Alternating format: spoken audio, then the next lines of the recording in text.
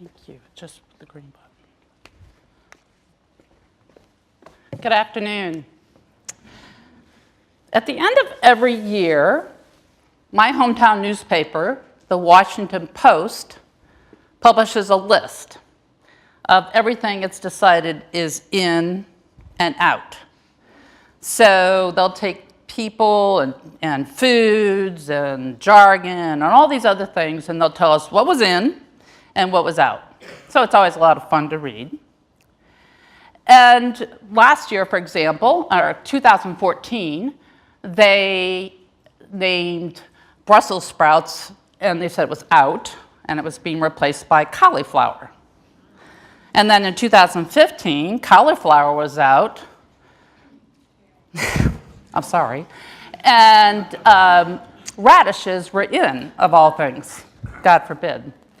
So I was thinking that in education, since we've been known to be a little trendy and get into fads, this would be a great topic for us today to talk about what's in and what's out. So, Common Core standards, and then now they've been replaced by Common Core standards under a new name, plus one more standard on handwriting, highly qualified teachers. So the list goes on, and you can read for yourself.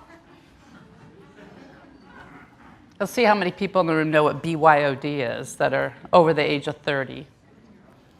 Okay. So this last one is the one I want to talk about today. Teacher prep, traditional teacher prep, and residencies.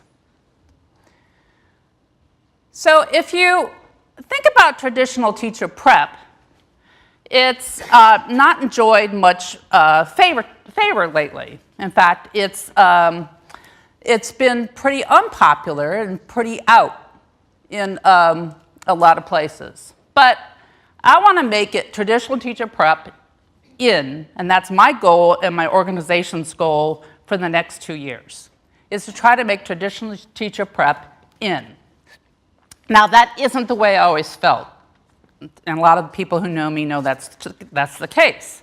I didn't always think traditional teacher prep was a good idea. I didn't think it was necessary.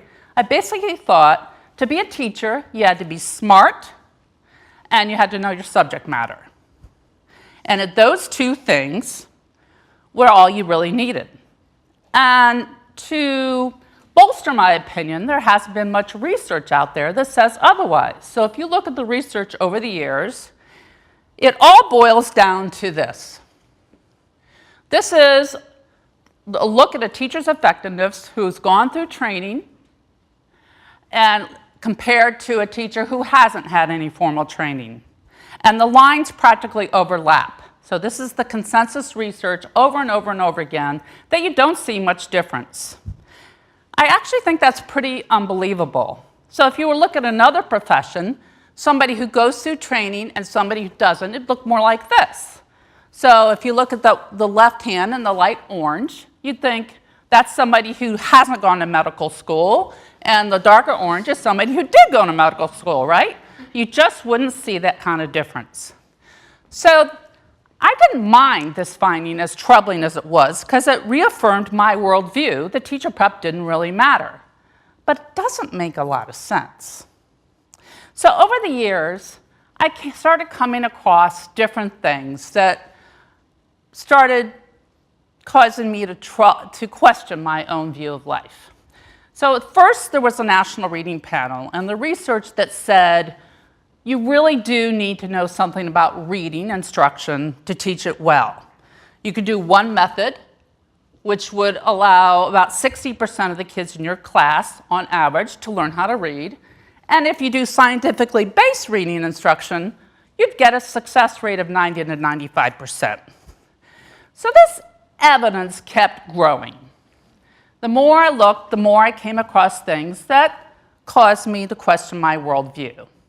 I came across mathematics and learned that if you're an elementary teacher, there is actually subject matter knowledge that an elementary teacher needs to know in mathematics that you can't get in a regular college class. So, okay, reading, math. Then we moved on to cognitive psychology, which wasn't even a field that existed when I was born in the 1950s. We learned from cognitive psychology how human beings learn.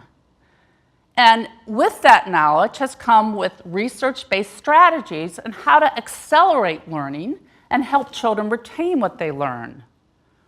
Okay, so we go on to classroom management.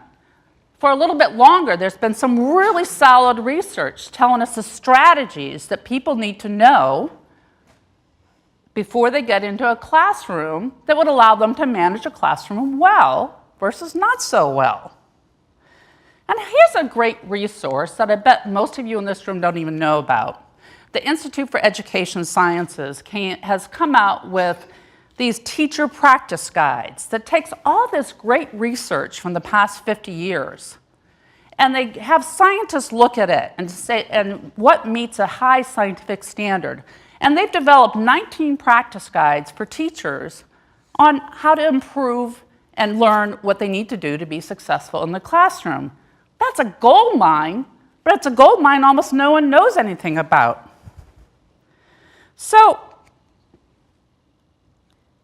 I wasn't the only one to be bad-mouthing teacher prep over the years. It's gotten increasingly popular to be a harsh critic of teacher prep and the fact that it doesn't work.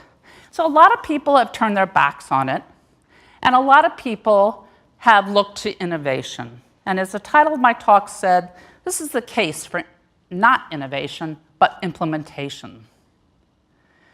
So if you look at all the innovation in teacher prep, we've seen Teach for America and Relay and Urban Teacher, and notably among those is residencies. Residencies are a really interesting development. They're really great. I don't have any problem with residencies. They're a fantastic model where you give someone a lot of practice over a year's time, and they become more and more well-versed in how to teach. Unfortunately, though, residencies have a couple of problems. The first being is their cost. Residencies cost, over and above a teacher's salary, about $55,000 a person. That may be very well worth the money, but it's very hard to imagine a system of teacher preparation in this country where we are investing over and above the college degree, over and above someone's salary, $55,000 teacher. The other problem is related to that, and that is that they are just a drop in the bucket. They are a very small piece of the pie of teacher prep. When you look at who is being prepared to be a teacher, 90% of them are still going through traditional teacher prep. So what do we do about this problem? I think the solution is we have to attend to the quality of teacher preparation. Now, I don't think the answer falls to higher ed to solve this problem on its own. In fact, I think it's been pretty conclusively shown that higher ed doesn't have the capacity nor some of the other aspects of improvement science that need to be in place for higher ed to do this on its own. So I would make the case today this very much falls to school districts. Now, when I say school districts, how are they supposed to fix teacher prep? They've been known to complain about it a lot and gripe about the quality of teachers that are sent to them, but why is it their problem to fix teacher prep?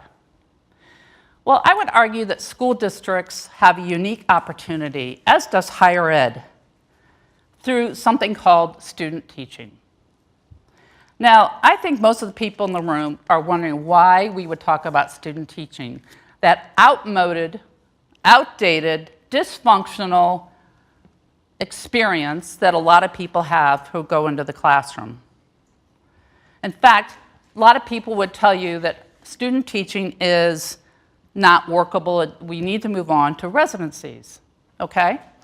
Well, when you think about it, the problem with student teaching is twofold.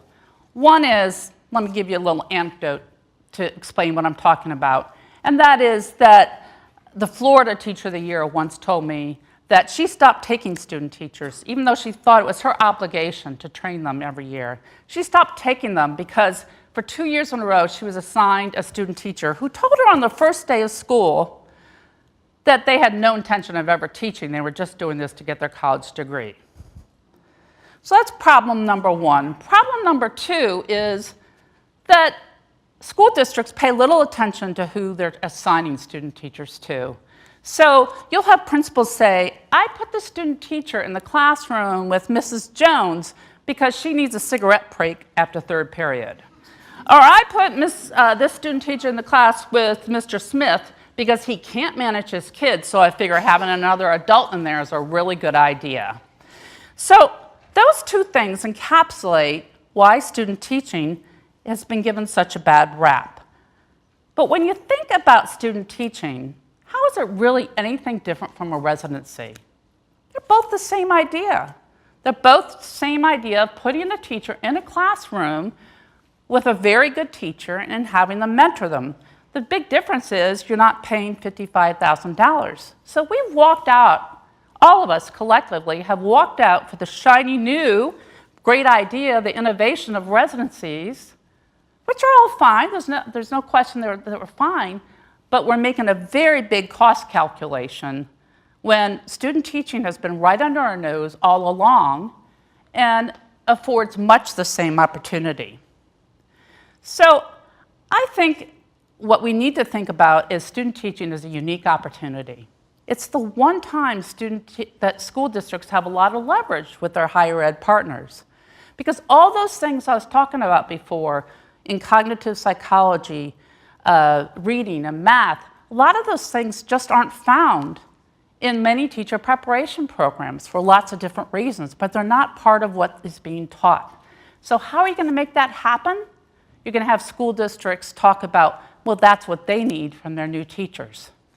So I'm going to argue that there's 3 steps that we could all take to really improve the quality of teachers who are coming in into our classrooms. The first step is for school districts to pay a lot more attention to who is coming in to serve as a student teacher.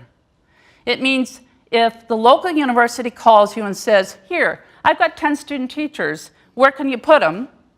You say, wait a minute. We want to make sure that every single student teacher you're sending us is somebody we might want to hire someday. And if they're not, we're not going to take them in. The second thing is, the school district has an obligation to higher ed to place that student teacher in a classroom that is taught by a highly effective teacher. Not the teacher that needs a cigarette break, not the teacher that can't manage their classroom, but an exemplary teacher who knows how to mentor adults.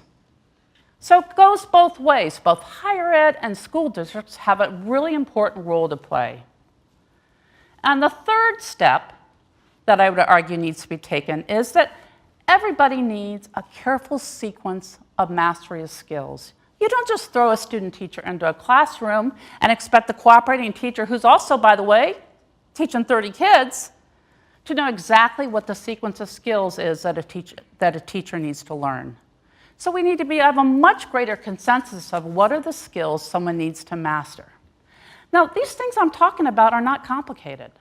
There's something that if you're in a school district, you have the ability and power to start tomorrow. This is not an innovation that comes at huge costs. This is implementation. This is not settling for mediocrity. This is taking the structure that we have in place now, what a godsend, and doing it well. So, I'm going to end my talk talking about a Swan. My organization is dedicated to making student teaching, again, work in the United States. We think it has tremendous possibilities. You don't need NCTQ to help you, but we are available to help you. But we really, most importantly, want you to understand that this student teaching, which I think many of you think of as an ugly duckling, can one day be the swan in teacher preparation. So thank you very much.